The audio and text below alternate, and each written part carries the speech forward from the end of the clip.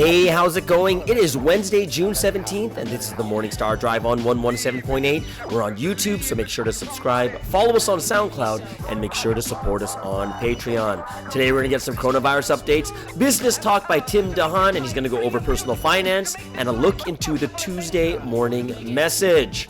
So, how are you guys doing today? It is already Wednesday. It's the middle of the week. I hope you guys are having a good week so far. And it's even more wonderful because we have a great Wednesday service tonight. So let's start it well here on the Morning Star Drive on 117.8. Just want to remind everyone, keep liking and commenting. And I want to hear from you guys and see how you're doing. Send in your requests and all, whether it's songs or send in your stories, because we want to hear all those things too.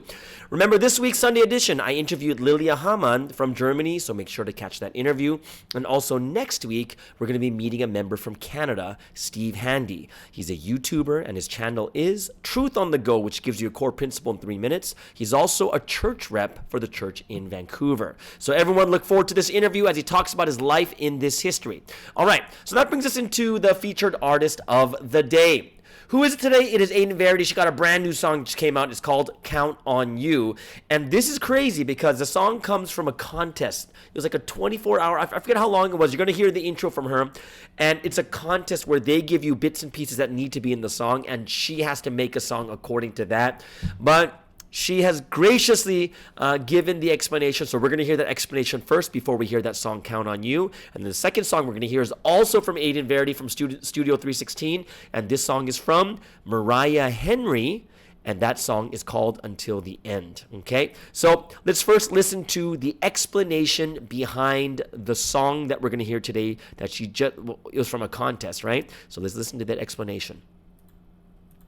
I really wanted to enter the Bubble Bop contest, which is run by a magazine in New Zealand, but it's held on the weekend and I hardly ever get a weekend off work. The competition starts at 12 noon on Saturday. They release details about what you have to include in the track, and you have to submit by noon on Sunday, which is 2 hours before our Sunday service starts. So I thought, if only I can get a weekend off. It just so happened my boss said, I'm trying to give managers a weekend off once a month, and your weekend is that weekend. I was like, amen, praise the Holy Trinity, hallelujah. The song has to be 110 beats per minute, 2 to 3 minutes long, and it has to include the sound of or the word eggs. It also has to include this vocal sample somewhere. You'll hear this sample now.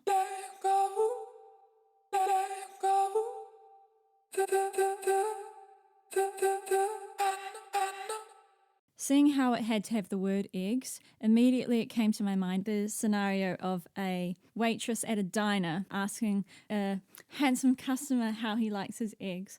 And when I write songs, if there's any time there's this relationship or this story or I'm singing to someone, I always think of the Lord. The Lord is like right in front of me and I'm singing to him. I work in the fast food industry. I'm sure everyone in their jobs has times that they just want to leave. They wish they were somewhere else. It's not going well. So I put myself in one of those situations again and sang to the Lord to take me out of it. I was a bit worried how I'm going to make a song because sometimes inspiration doesn't come. And some days it comes when you least expect it. So I really was relying on the Trinity that they will give me some idea, some inspiration to actually write the song. And they did give me that inspiration.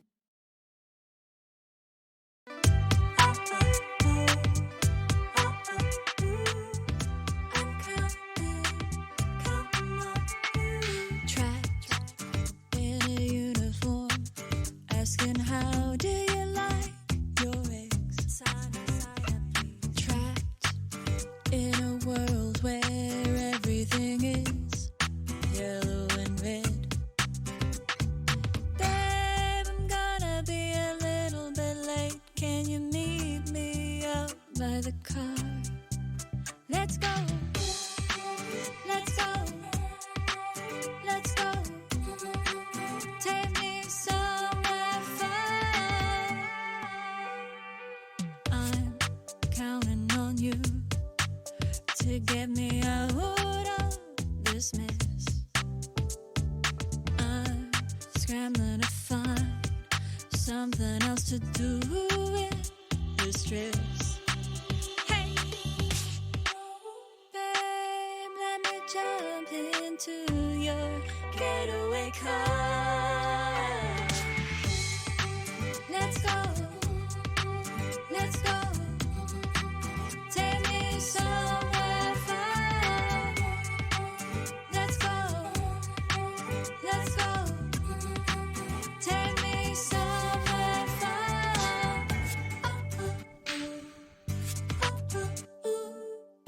I'm counting on you, count on you, I count on you. Count on you, count on you. Let's go, count on you. Let's go, take me somewhere far. Count on you, let's go, count on you. Let's go, somewhere far.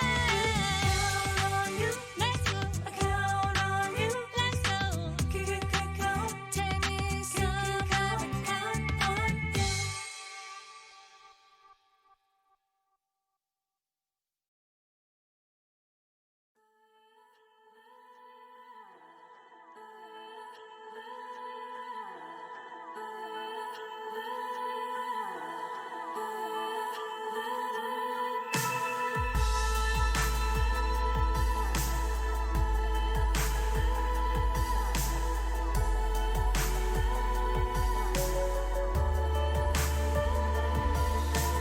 Desperately want to be perfectly made without flaws or cracks or regrets. I want for my heart to be firm and unswayed, not making his heart be upset. The fortress of my heart should open for one. Yes, only for him should my heart be undone. But then I was weak and my enemies won when I disregarded his heart.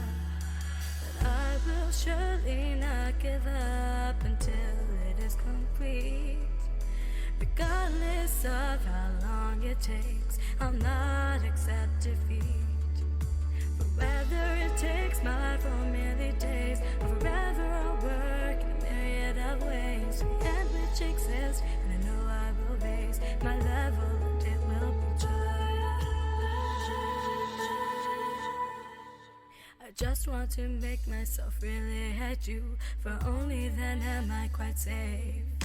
In weakness, my enemies still can break through and wreak havoc more on my faith. My work is so tiny when seen next to his, that failure embarrasses me, and it is so frustrating failing to live as he says. My spiritual nature is weak. I will surely not give up until it is complete. Regardless of how long it takes, I'll not accept defeat. Whether it takes my 4 merely days, or forever I'll work in a myriad of ways. And which exists, and I know I will raise my level, and it will be joy.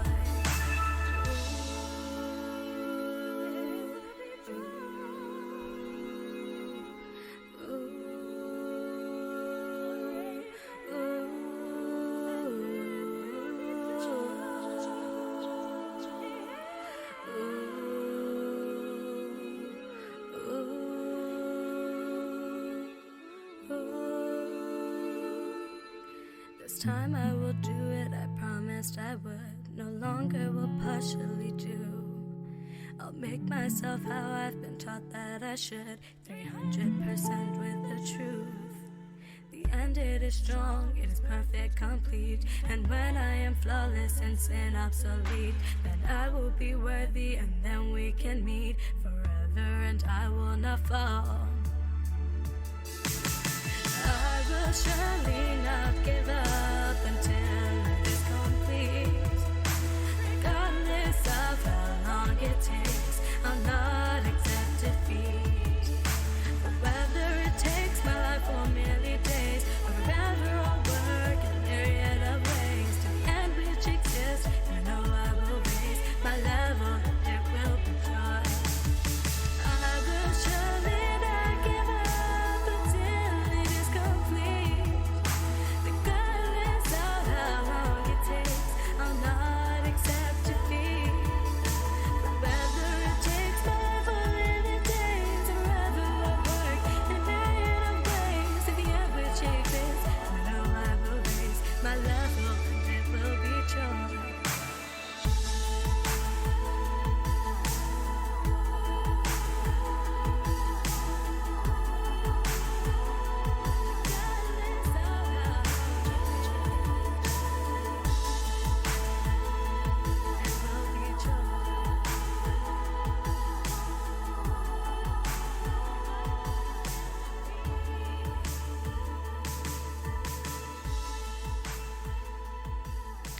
And that is Until the End. That's from Studio 316. And both songs today are actually from Aiden Juice Verity. So the very first song, we heard her brand new song called Count on You, and you guys heard how she made that song too. So that's quite exciting to hear that. And the second song is from Studio 316, and that's kind of her like Providence music channel. And that's one of the songs that she did, Until the End. And the singer at that time, the singer for this song is Mariah Henry. So I hope you guys really enjoyed that. Let's move a little bit more into the coronavirus updates at this time. A lot of the things like going on in the world right now, whether it's in America or the Middle East, Africa, China, Taiwan, Hong Kong, just so many different things going on, even Australia. But we got to keep in mind that we're still in the 5 months right now too. So I just want to make sure that at least in these 5 months we keep up with the coronavirus updates. At the moment we're at about 8.1 million cases in the world with 440,000 deaths, and now we're dropping a little bit more to 5.4%. America too is dropping also in the mortality rate down to 5.42% with 2.18 million cases with 118,000 deaths. Brazil is in second, they're just so far ahead in second place at 891,000 cases. They have 44,000 deaths, with second most deaths in the world. And they're, as crazy as this is, as many as cases and deaths they're having, their mortality rate's down to 4.95%, so they've dropped under 5% too. India's at 344,000 cases, 9,900 deaths, 2.88%. Peru, 233,000 cases, 6,800 deaths with 2.94%. Chile's 179,000 cases, 3,300 deaths at 1.87%. And rounding up the top six countries that are growing the fastest with cases is Pakistan with 150,000 cases with 2,800 deaths at 1.9%. Of course, we know that a lot of these countries they're basically underreported in their deaths, so we're probably not going to get a good idea of what the actual mortality rate is until much later, especially with this many cases. The mortality rate should be a little bit higher than this at the moment. Sweden, they're constantly dropping. They're like down to 9.34% in the mortality rate. So you know that they did well. They did not lock down. They just protected the senior citizens and those at risk. They did a great job without any lockdown, and their economy, it still suffered because the rest of the world shut down, but they themselves in Sweden didn't shut down as much, which is good. Belgium, 16.06% mortality rate, which means that they're going to be dropping under 16% pretty soon.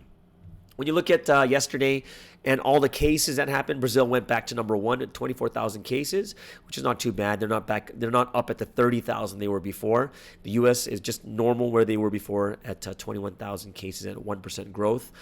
India, once again, is hitting the 10,000 cases. They were 11,000 the day before at a 3% growth rate. And Chile is at 5,100 cases, which is 3%, and Pakistan 5,200 cases at 4%. So that's kind of what's going on right now when we're talking about the coronavirus updates, which brings us into a really cool time we have every single Wednesday. And it's a time where we can listen to kind of a personal finance update too. For those of you who have any questions about finance or what's going on in the world, like economy, stock markets, any of these things, just leave a note and a comment, questions for Tim, and Tim can use those questions to answer them in next week's broadcast. Cool. So we're going to begin first. And so let's get ready. We're going to listen to today's business talk.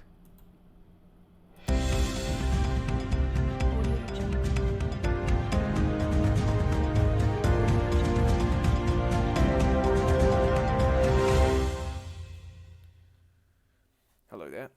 Welcome to the finance update for the 17th of June 2020.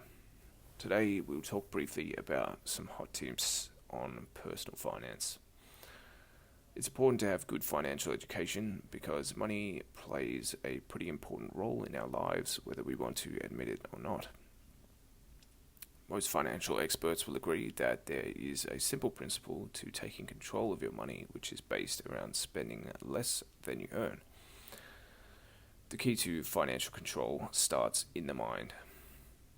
There are a lot of email marketers, billboards, and ads on the internet that all have one purpose.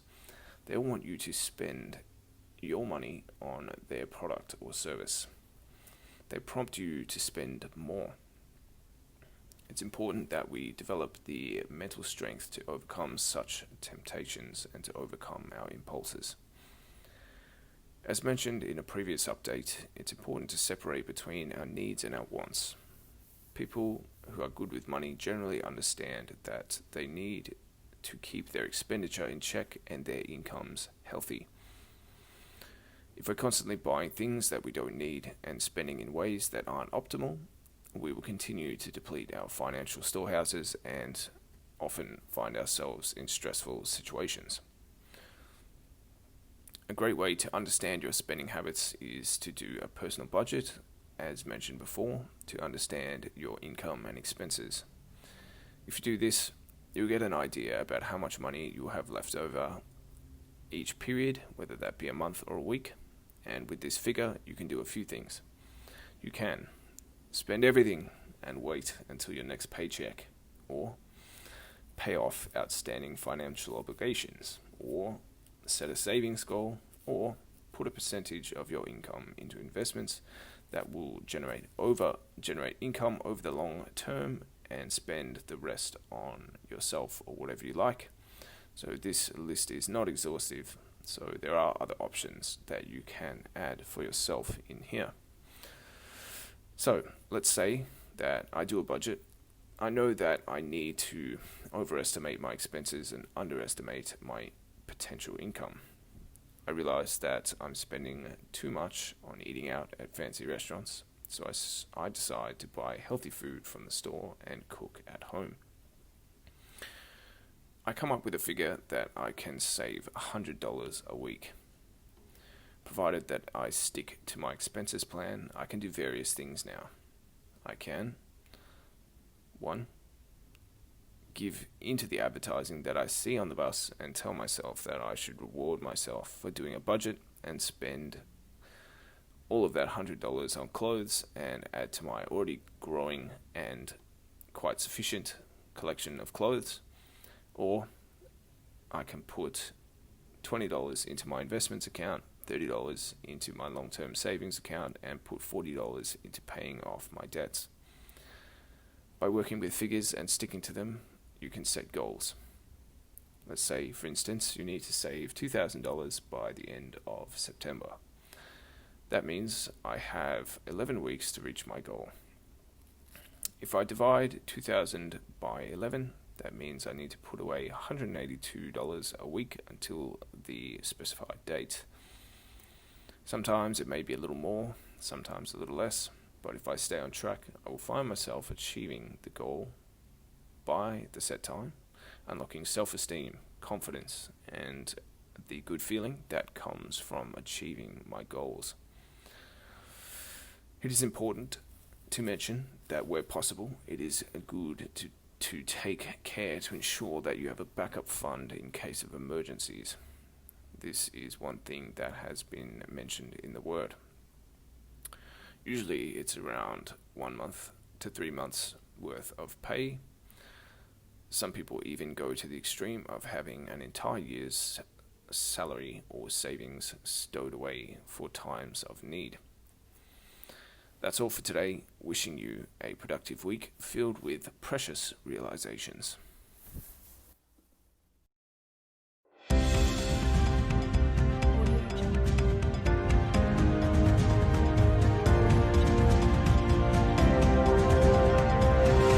All right. Thank you so much, Tim, for that wonderful business talk once again. Once again, like I said, you guys can put comments in there, ask questions about business things that you're thinking about, and he'll be more than glad to help you out with those things.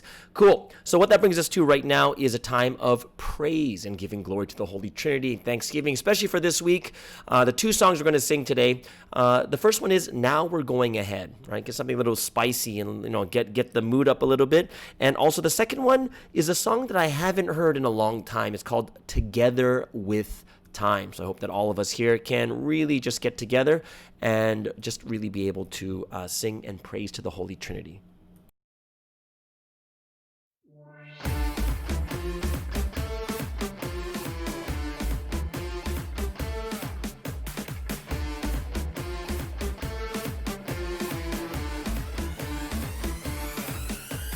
Finally, pushing ahead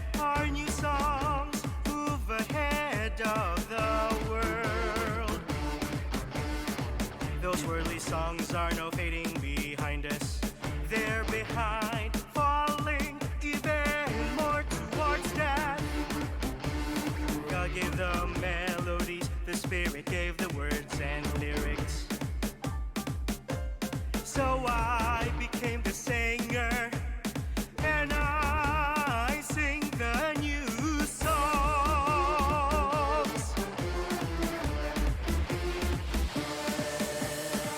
The songs of life are the new songs in this new time of life. Heaven's new songs overflow, going ahead of the world. Since you have now become the Trinity's counterparts of love, sing the new songs, sing all the beautiful songs of these times. Sing the new songs, go on and sing along. Everyone sing along for all time, until the world ends. Let's sing these eternal songs, songs of eternal love, now and always.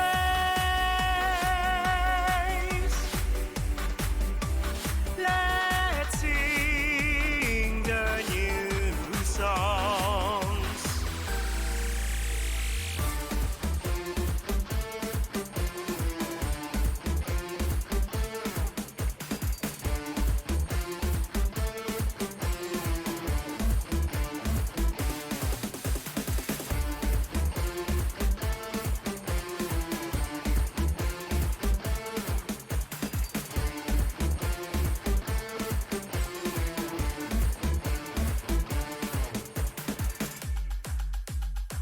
The songs of life are the new songs in this new time of life. Heaven's new songs overflow, going ahead of the world. Since you have now become the Trinity's counterparts of love, sing the new songs, sing all the beautiful songs of these times. Sing the new songs, go on and sing along. Everyone sing along for all time, until the world ends. Let's sing these eternal songs, songs of eternal love, now and always.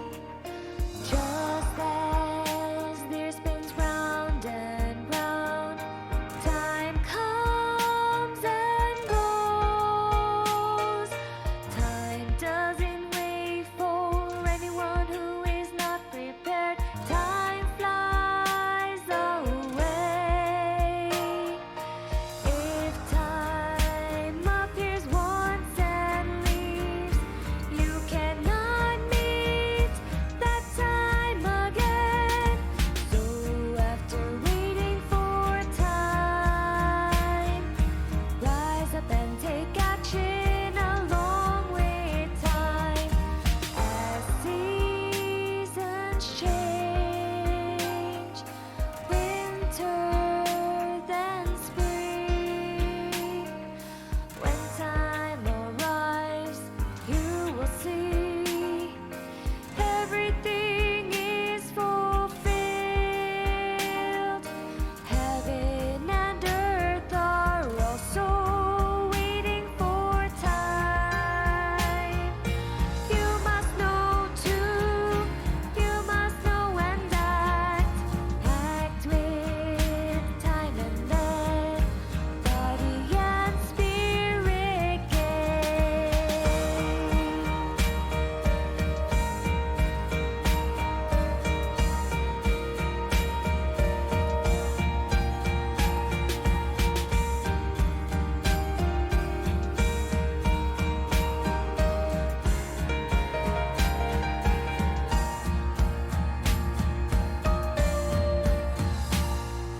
One who meets the time will live with the Lord,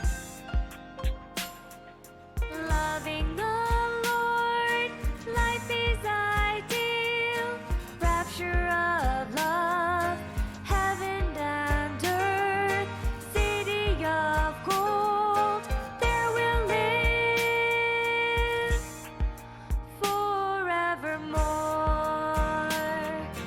Loving the Lord, life is ideal, rapture of love, heaven and earth, city of gold.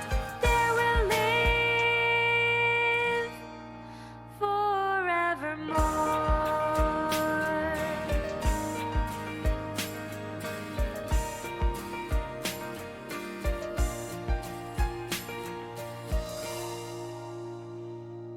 And that is Together with Time. And that first song is Now We're Going Ahead. I hope you guys enjoyed those two praise songs.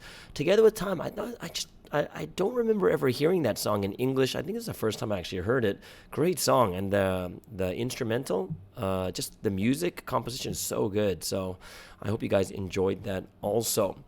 This brings us into the word study for the Tuesday morning service. And of course, just an amazing message given at that time, and I had to listen to it a second time, and it's really it's different because the first time you hear it, especially I was working on Monday and Tuesday, and I was just up really late at night. So even when I woke up and listened to it, like I'm not like super clear-headed, but it's like you listen to it, like, oh, what was I talking about? And you listen to it again when you're clear-headed, and it's crazy. Like, it's so amazing.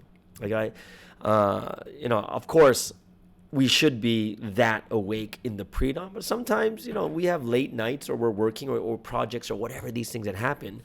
Oh man, you got to listen to it again. It's crazy. Like for me, I'm just like, whoa, that is amazing. And just what Sansi was doing, like comparing creation and God, it was really amazing.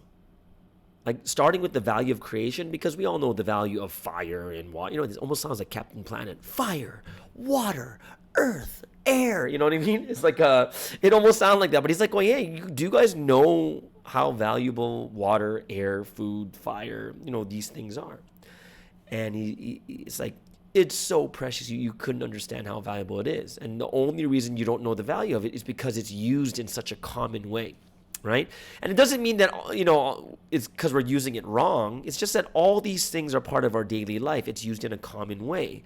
And it kind of diminishes how important they are unless everything was taken away. So when Sansim said that if you understood, like if they were to say the Holy Trinity, God, the Holy Spirit, and the Holy Son are as valuable as creation, it's really difficult to understand how valuable they are because we use it in such a common way.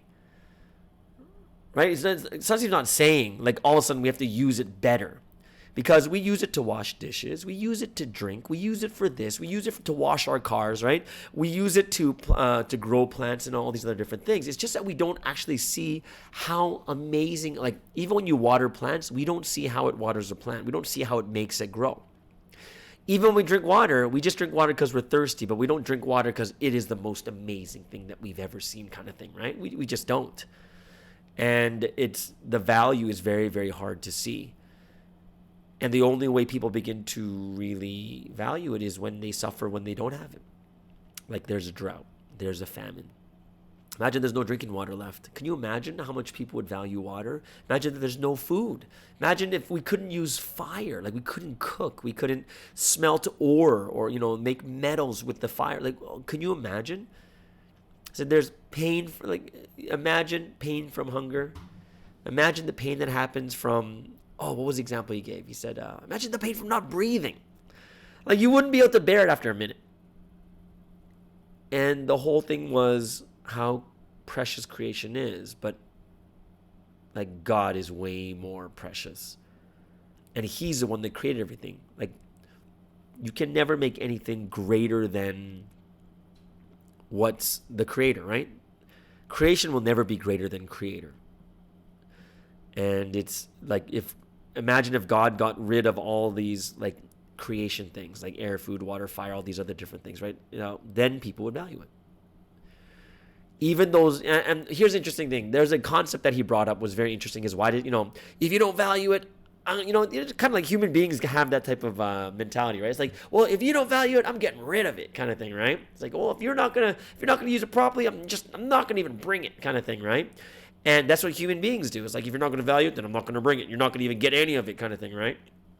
But in God's perspective, it's much different because let's say that he gets rid of air, water, and food because a lot of people don't value it.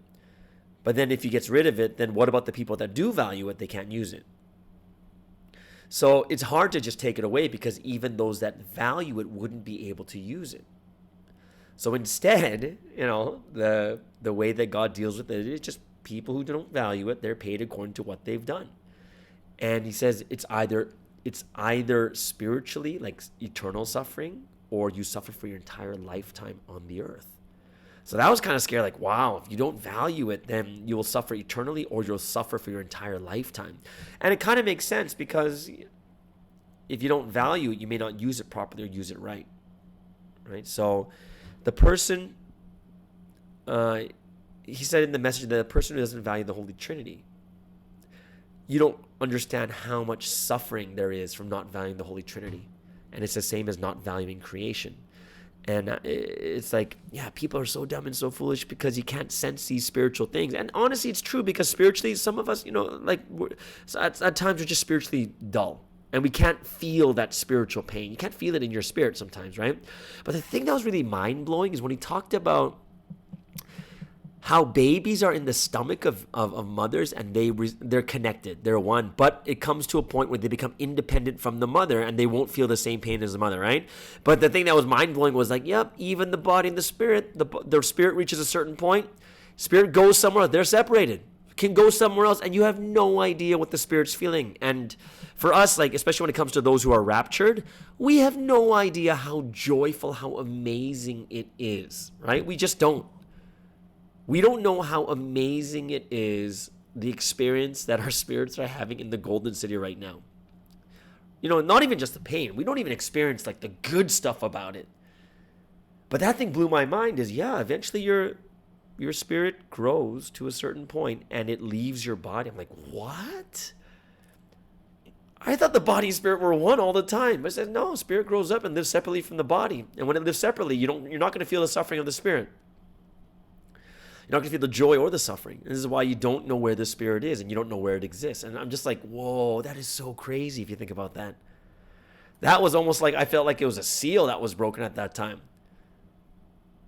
So wow. And just the example, the parable used was like, I would say immaculate, right? It was just freaking amazing parable about the fetus being connected in the stomach with the mother and they feel everything, all the emotions of the pain, or if the mother doesn't eat, then eventually the nutrition doesn't get to the fetus, right? Or to the baby inside the stomach. But once it disconnects, it's not going to feel it. Because the mothers all the time sacrifice their food so their children can eat, and their children will never feel the pain of the mother. And in the same way, people don't know the value. So imagine if God is invisible and you don't know the value of God, how could we actually know we can't even feel them, right? If we don't value the Lord, this is pretty deep, you're the same as someone who lives your whole life without knowing the value of creation. And this last point I want to bring up was quite stirring, was about if you don't value like good air and you don't really care about it, you're going to keep living in a place that has bad air. And soon, like it takes time, but the condition of your lungs will get really bad. Your body and your health become really bad too. And then eventually you become sick because of that really bad air that you're taking in, right? And it happens over a long period of time. It's just as time goes on and on, your body begins to deteriorate.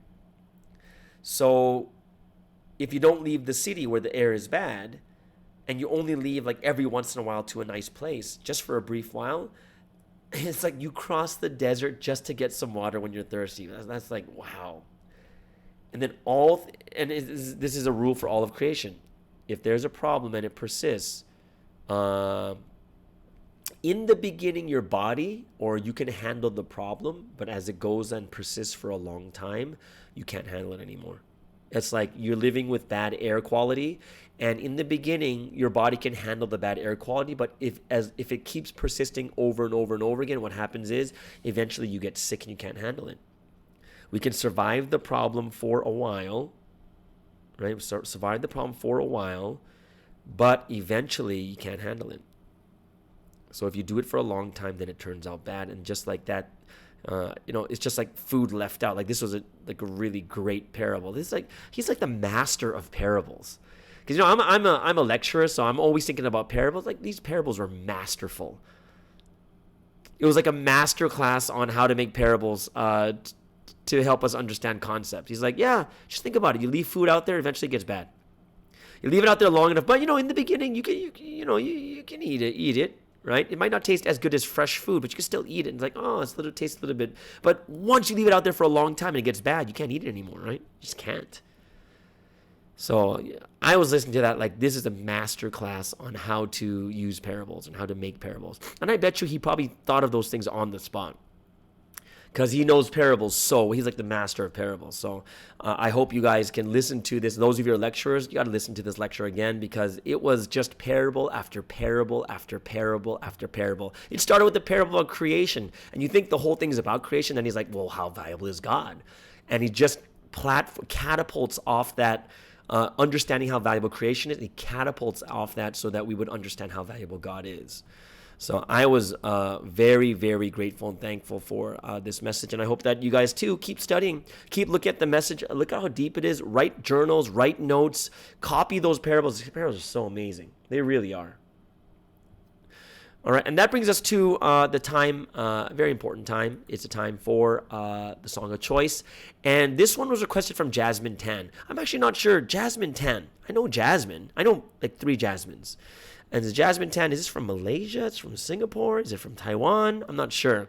But it could even be from the Philippines because she answered the question for me from my last podcast of who was that queen of the Philippines, that singer? It was Regine Velasquez, right?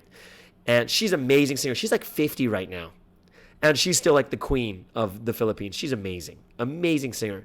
And the song requested was Go the Distance. But I was looking all over the internet. I couldn't find a quality version of her singing. It was all live, but really bad quality. So I couldn't find that version. So I found another song.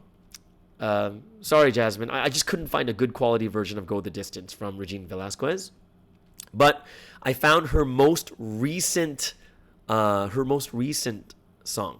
It's called Shine. Of course, this was something that was written by someone else, and it's a song for the frontliners. She sang for the frontliners in the coronavirus, and this was posted just last week. It was on June 9th. It was posted, so it was very, very recent. It's her newest song that's come out, and she's singing this song Shine. Listen to the lyrics. The lyrics. It sounds like a Christian song, to be honest, but it's really, really good. She's 50 years old. You got to listen to her voice. Her voice is crazy amazing. So let's listen to Regine Velasquez from the Philippines, the queen of the Philippines when it comes to singing.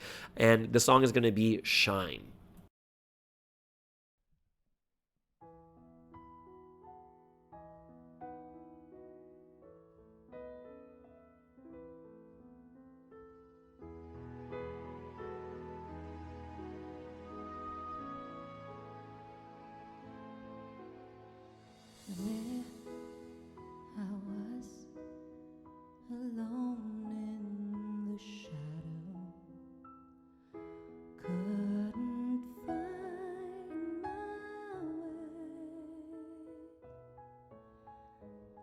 you came in and brought along the sunshine.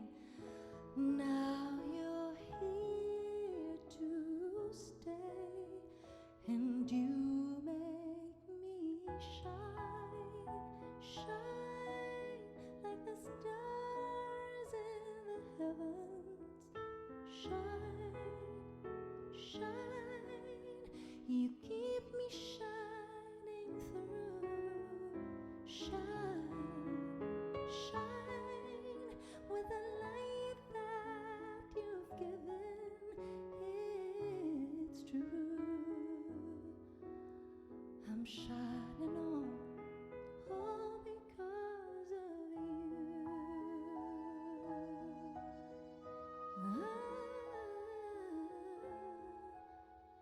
So watch me glow.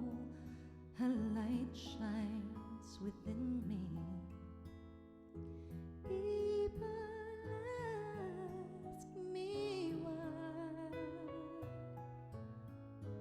then I just smile and tell them you're the reason. Have cast the darkness aside, 'cause you make me shine, shine like the stars in the heavens. Shine, shine, you keep me shining through. Shine, shine with a light that you've given. It's true. I'm shining on all because of you.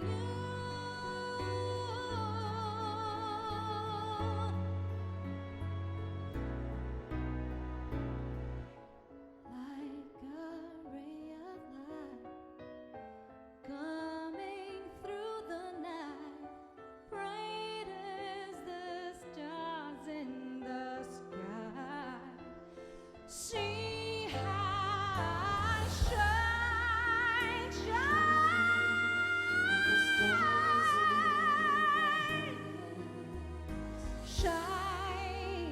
shine, you keep me shining through. Shine, shine with the light that you've given.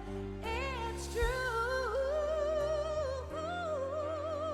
I'm shining on all because of you. Shine with the light that you've given. It's true.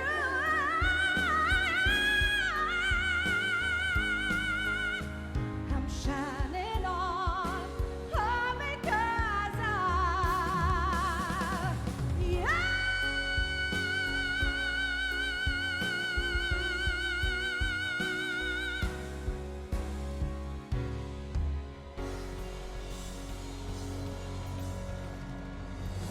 Oh my gosh.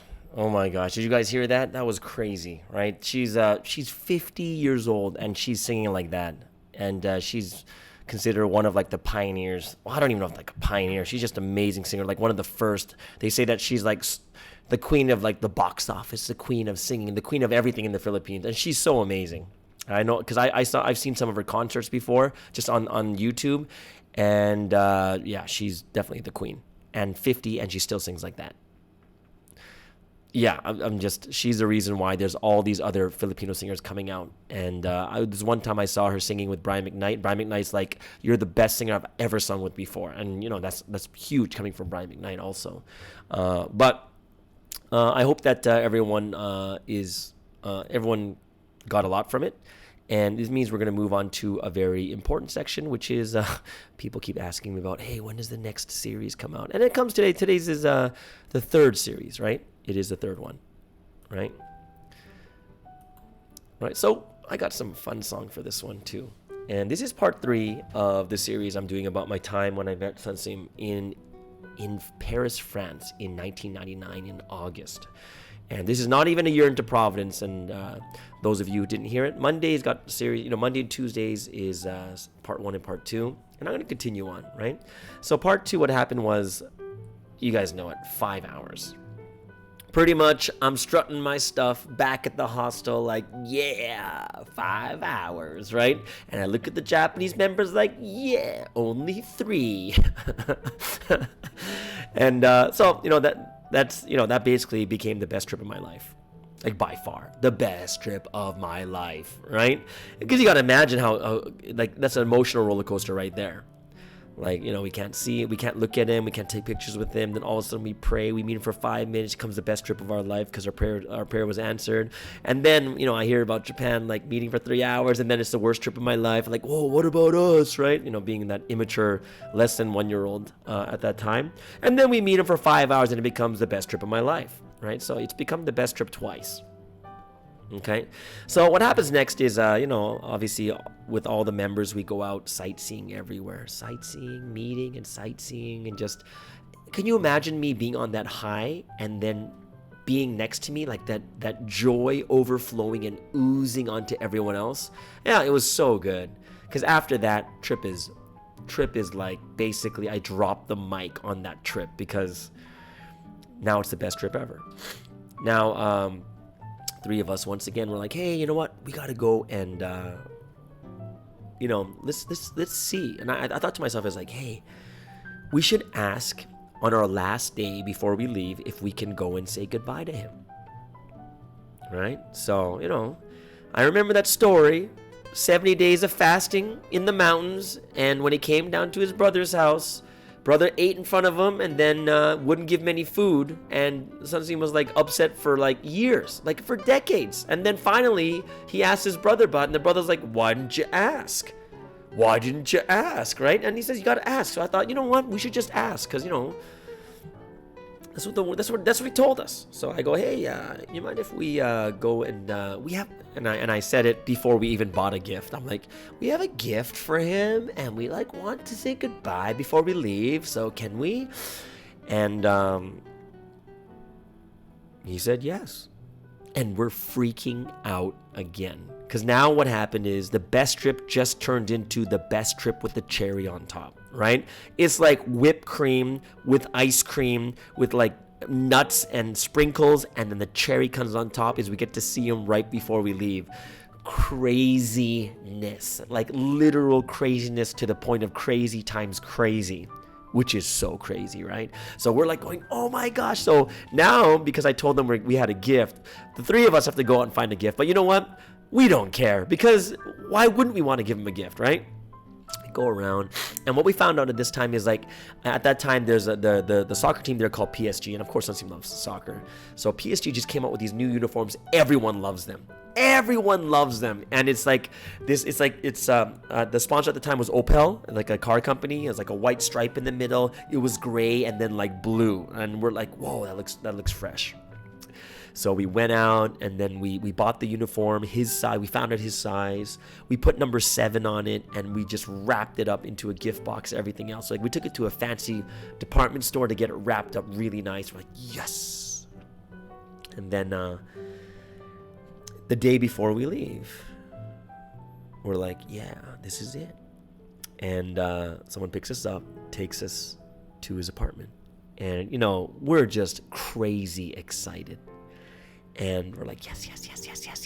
And then we arrive at the apartment, and then we're waiting in the living room for him. And I think we waited a good 30, 40 minutes, but we didn't really care. And 40 minutes later, lo and behold, doors open, and he comes in. Now, it was a little bit shocking for us, mainly because he, just watching him come in, his body language and his face, everything, he was exhausted. You could just see it written all over his body and face. And he just slumps down on this couch. And we're kind of looking like, oh, like everyone can sense it that, oh, what does this mean? And I looked at him and I said, hey, Sunstein, we got you a gift. He's like, And his eyes are closed the whole time. He must be tired, exhausted. And we found out later that, remember he's writing the book of Salvation. And the reason why he's so tired, well, he told us this during that time. So when he sat down, we're like, what do we do? What do we do? What do we do? It's like, oh, we got you a gift. It's like, oh, okay. And then the person, like one of the administrative assistants there, like the secretary there, looked at us and like gave us the sign, like, massage him. And I was like, oh, sometimes you need a massage. He's like, okay. So I'm massaging him on his shoulders. I'm behind him, massaging his shoulders. The other two guys are massaging his legs. And you know what? We suck at massaging. I'm going to be super honest with you. At 19, 20 years old, who knows how to massage? And especially massaging Sunsteam, we don't even, like, I was massaging him and I felt like he was so soft. Like, there's no tension. I thought he had no muscle. I was like, hey, this is so soft. And I'm massaging. I have no idea what to do. And I'm massaging, and he's just quiet the whole time. I swear, I think he's sleeping. He's not sleeping, though, because his head is up. And you know how when you're immature and you can't understand silence, you know what I mean? Like, I'm like, man, I should say something. So I'm massaging him, and I'm like whispering in his ears, like the limited Korean I know. I'm like, 사랑해요, 보고 싶어요. I'm just saying stupid things. Just every Korean word I know. Right? And he's not responding, but I'm just massaging him and stuff like that. And eventually he gets up, right? He gets up and he's, and we understood because later on the secretary told us that, hey, he's writing this book, the Book of Salvation, and in order for him to write it, he has to go into the spiritual world to write it, and it's just exhausting on his body. So we're like, oh, wow. So he, when we massaged him for about 5 to 10 minutes, he eventually said, okay, I got to go back to writing the book. And we're like, oh my gosh. And we're like so excited. And then we want to say goodbye. So he's going to leave and go back into his room. So we all lined up. So my two friends in the front lining up, and then I was a third person. And, by all means, this did not, because we totally understood the situation. So this didn't make the trip bad, that he didn't talk to us and stuff, because we knew he was, just to give his time for us at that time was amazing, and just thankful and grateful to the Holy Trinity more than anything else. But it was also exciting because we get to see him right before we leave, get to give him a gift personally, right? Later we found out that he doesn't like the color gray, so yeah, okay, that's another thing, but yeah, it's okay. So we're lining up at the door, and then Sunsteam, like, he's slowly walking to the first person, and he puts his hand down, like, shoo, hand comes out, and he shakes the hand, and he's holding the hand saying, thank you for coming. I'm just really, thankful that you came out. Don't tell anyone I'm here, but I want you guys to work hard and evangelize. And the guy shaking his hand, I'm like, whoa, right? And then he walks to the next person. I'm next, right? So I'm super excited. So he walks to the next person, and all of a sudden, shoo, hand comes out, and shakes the hand, and he says, like, thank you for working so hard, thank you for coming here, please evangelize well, work hard, right?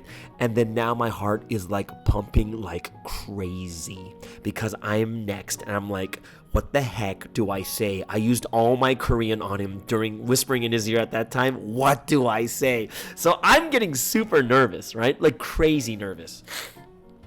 He lets go of the hand, and I'm next.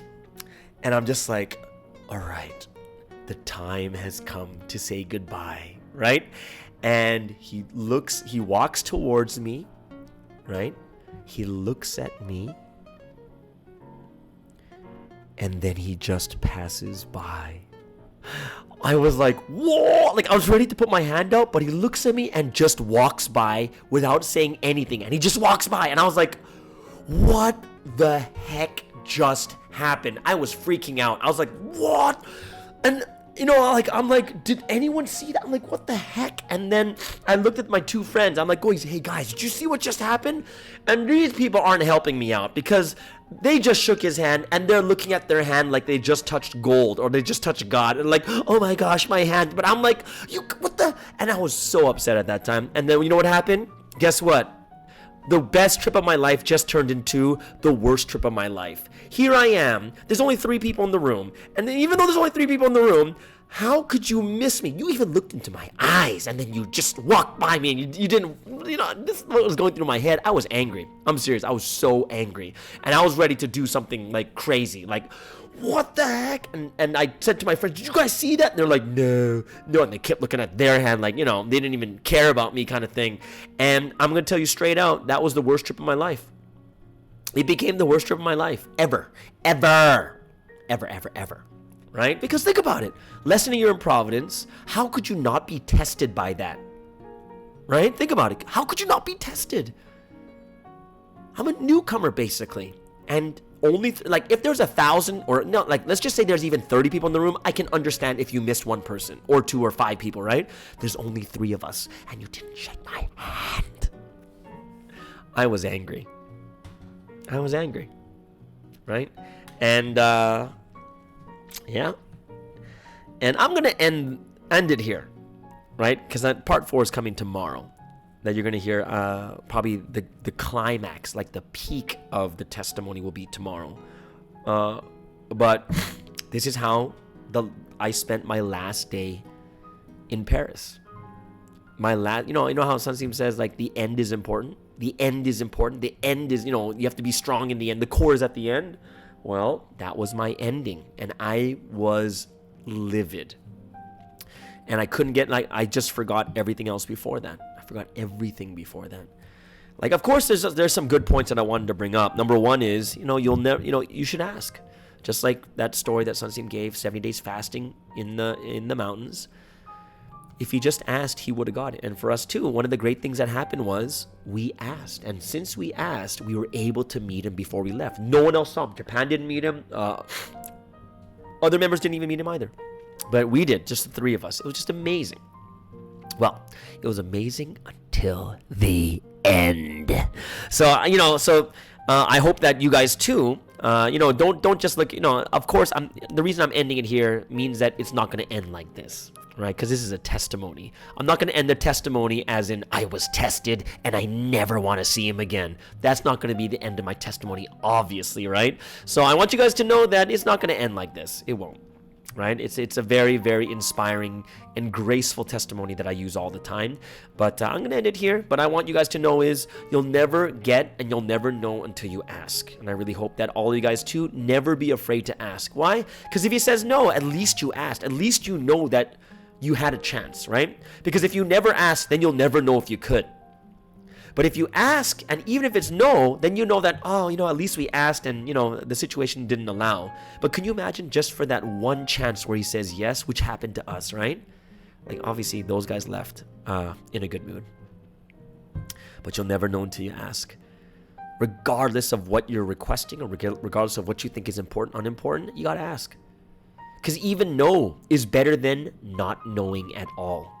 The worst regret is, if I asked, what would have happened? But if you asked and it's a no, then there's nothing else to look into. It's done, right? So I encourage all of you guys, keep asking. Just keep asking. And you don't ever be afraid to ask. Because you can ask and they'll say, oh, no, he's busy right now. And that's fine. Because at least you know that you didn't miss the opportunity. But if you never ask, you'll never know, and you'll always be like, man, what would happen if I actually asked? So that's one thing that I was inspired because of that story that Sunseam gave about 70 days fasting in the desert. So guys, keep asking, and just know that, even though it's the worst trip of my life, it's not going to end like this, okay? So I hope you guys have a wonderful and amazing Wednesday service tonight. We know that because it is God who is speaking to us, we're all going to be inspired and we're all going to receive something amazing, all right? And what does that mean? It means that it's the end of the podcast. So I hope that you guys have a wonderful time together with us here in the Morning Star Drive on 117.8. And I hope that all of you guys will have an amazing Wednesday service tonight. See you tomorrow. Gotta believe in yourself. Cause no one else will.